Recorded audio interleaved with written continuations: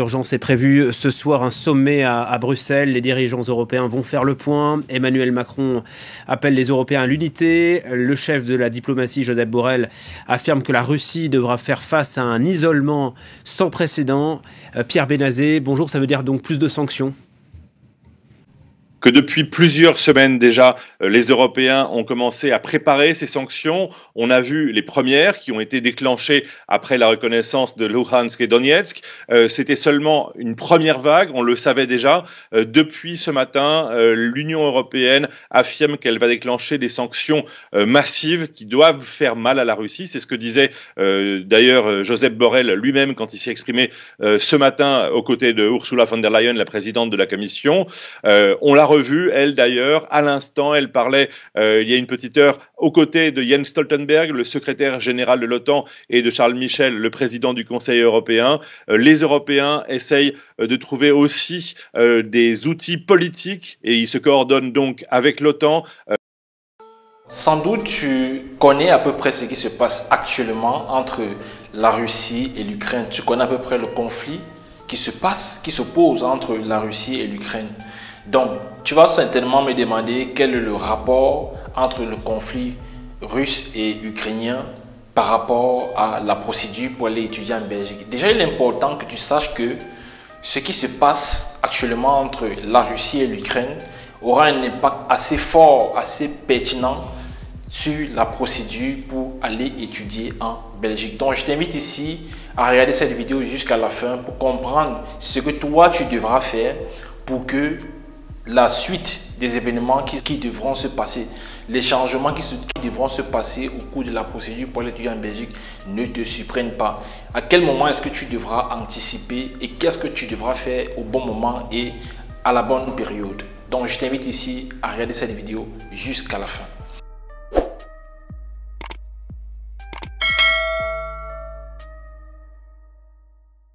Bienvenue sur Russie en Belgique. Alors, si tu me découvres au travers de cette vidéo, sache que sur cette chaîne, nous traitons des thématiques pour aller étudier en Belgique.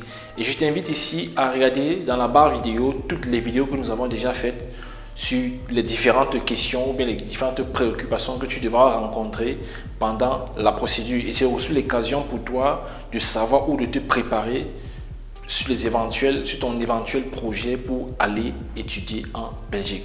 Je t'invite donc à mettre un pouce à la vidéo afin de la référencer si ce n'est pas encore fait. Je t'invite également à t'abonner à la chaîne et d'activer la cloche des notifications afin de ne manquer aucune de nos prochaines vidéos qui seront faites sur la chaîne.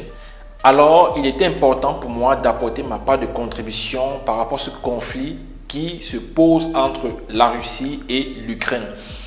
Et il est aussi important pour toi de savoir ce que toi, tu devras faire pendant la procédure pour aller étudier en Belgique l'année prochaine déjà. Donc, vous savez notamment que depuis un bon bout de temps, voilà, on va le dire ainsi, la Russie a décidé d'attaquer militairement l'Ukraine.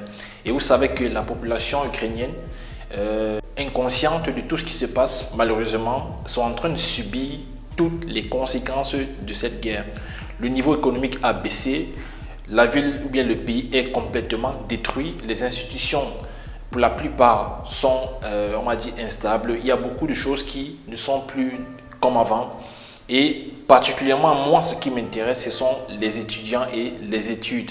Actuellement, les étudiants africains qui se trouvent au niveau de l'Ukraine sont en train de s'expatrier obligatoirement entre les pays de l'Union européenne ou dans les autres pays de l'Asie. Et donc, de près ou de loin, il faudrait que tu comprennes que cette guerre ou ce conflit va t'affecter dans ta procédure de l'année prochaine. La question que tu peux me poser, c'est quel est vraiment l'impact que ce conflit aura sur la procédure? Alors, je te répondrai simplement que vis-à-vis de ce conflit, ce qui va se passer, ou du moins, ce qui est l'élément pour moi qui est à mon sens désavantageux pour les étudiants africains qui se trouvent encore dans leur pays de résidence, ça sera au niveau du choix, de la priorisation de ces étudiants issus de l'Ukraine. Donc, moi, ce que je peux vous dire, c'est que vous devez être capable de vous distinguer, de vous préparer à l'exception.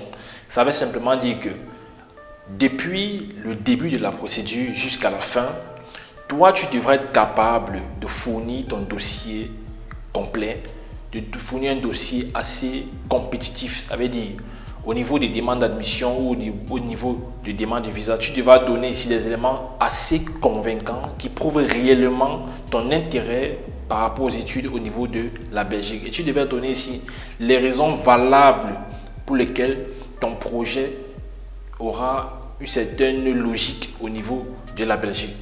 Et ainsi, expliquer réellement ton projet professionnel. Donc voilà les choses qui font en sorte que au niveau des demandes d'admission ou des demandes de visa, tu devras être ici compétitif. On ne va pas dire que tout le monde sera pris en mal par rapport à ce qui se passe actuellement, non. Et ça ne veut pas aussi dire qu'on va prioriser forcément tous les étudiants qui sortent de l'Ukraine. Non, c'est pas ça. Ce que j'essaie de te dire, c'est que par rapport à ce conflit, les États membres de l'Union européenne ont pris une certaine résolution, et je pense que tu l'as très bien suivi, que actuellement plusieurs sanctions ont été données à la Russie par rapport à ce conflit, par rapport à cette guerre. Plusieurs sanctions, notamment au niveau économique. Et je ne peux pas laisser le côté éducation, parce qu'actuellement les étudiants sont laissés à eux-mêmes. D'autres sont obligés de rentrer catégoriquement dans leur pays de résidence, leur pays où ils sont nés. Chose qui n'est pas facile à accepter au départ. Donc, vis-à-vis de tout cela, certains pays, comme notamment la Belgique, siège de l'Union européenne, ils ont pris des décisions et tous les étudiants qui sortent de cette zone-là seront accueillis. Et peu importe si leur séjour était déjà à terme au niveau de l'Ukraine. Donc, vous voyez que vous devez ici être capable de vous distinguer dès le départ. Donc, moi, j'aimerais vous dire que vous ne devez pas prendre à la légère cette procédure en vous disant que bon, voilà, j'ai eu des très bonnes notes au baccalauréat, j'ai eu très bonnes notes pendant mon parcours académique. Donc, raison pour laquelle on doit forcément m'accepter dans les écoles en Belgique ou bien forcément on doit m'accorder un visa. Non, je dois te dire que attention, vis-à-vis de ce qui se passe ailleurs, ça peut avoir un impact sur le choix des étudiants, sur la sélectivité des étudiants. Donc, tu peux être compétitif, tu peux être assez bon, assez performant, assez intelligent, c'est super, mais il ne faudra pas baisser la garde. C'est-à-dire, il faudra à tout moment te dire, ok, je suis assez bon, j'ai un dossier assez complet, mais je ne baisse pas la garde. C'est-à-dire, je dois contrôler mon dossier, je dois m'assurer que toute ma procédure se passe dans des très bonnes conditions. Alors, vous savez que depuis quelques temps quand même, il y a eu des sanctions qui ont été levées du côté de la Russie, notamment au niveau de l'exportation des céréales entre l'Ukraine et la Russie. Donc actuellement, le médiateur ici, c'est la Turquie qui va se charger de veiller à ce que cette sanction, ou bien en fait du moins que cette exportation des céréales dans des pays, donc pour diminuer en termes de famine, en termes de demande de céréales et tout, va se rassurer que le cheminement de ces différents céréales-là arrive à destination, afin que voilà, différents pays ou bien les différentes nations qui en dépendent malheureusement puissent entrer en possession. Bon, il est important pour toi de savoir cela, donc il ne faut pas prendre à la légère en disant que bon, ce qui se passe ailleurs, ça se passe ailleurs et toi, ce n'est pas important pour toi. Non, tu dois te dire que c'est quelque chose qui concerne tout le monde et il est important de se cultiver par rapport à cela. Donc, je reviens très rapidement en disant encore que par rapport à ce conflit, la chose que toi tu devras faire, c'est de prendre réellement en considération le fait que il y aura quand même en termes de demande de visa une grande quantité d'étudiants qui viendront de l'Ukraine. Et donc, ces étudiants-là devront être acceptés, notamment dans ces pays de l'Union européenne, notamment en Belgique. Et malheureusement, il y aura quand même un bon effectif en termes d'étudiants africains qui devra être diminué, qui devra être restreint. Ça, c'est ce que tu dois comprendre. Et c'est la raison pour laquelle je vous dis, vous mettre en compétition. Ça veut dire, faut pas dire, ok, j'ai des bons ou j'ai des très bons résultats, j'ai un très bon parcours, je réponds à toutes les conditions, à tous les critères de l'immigration. Alors forcément, j'ai ma place qui est déjà assurée. Non. Tu dois te dire, ok, tant que ce n'est pas validé, tu ne baisses pas la garde, tu ne te dis, ce n'est pas acquis. Tu dois toujours prendre en compte le fait que tant que tu n'as pas obtenu ton visa, ce n'est pas le moment idéal pour toi pour célébrer. Non. Alors, je conclurai en disant que malheureusement, plusieurs pays africains qui traversent les mêmes conditions, forcément, n'affectent pas ces différents pays de l'Occident. Et donc, nous, Africains, qui souhaitons généralement aller étudier, aller obtenir beaucoup plus de connaissances, beaucoup plus d'expérience professionnelle, beaucoup plus d'expérience technique. Nous qui souhaitons aller dans ces pays-là pour apprendre davantage sur nos formations et avoir cette expérience-là afin de enfin de venir matérialiser cela au niveau de notre pays. Alors, vous voyez que nous sommes dépendants de toutes les conditions ou bien toutes les modifications qui peuvent être apportées.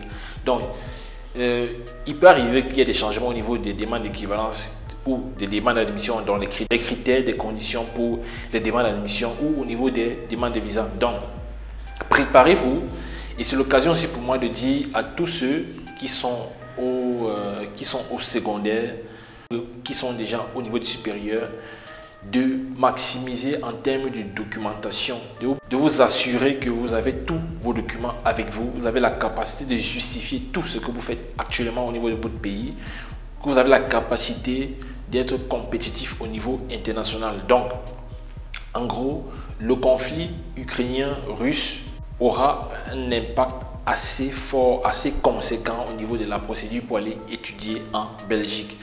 Donc, je te dis merci d'avoir regardé cette vidéo jusqu'à la fin. Je t'invite maintenant à mettre un pouce à la vidéo afin de la référencer pour que le maximum de personnes puissent entrer en possession de cette vidéo et des informations. Je t'invite également à activer la cloche des notifications afin de ne manquer aucune de nos vidéos assez instructives comme celle-ci.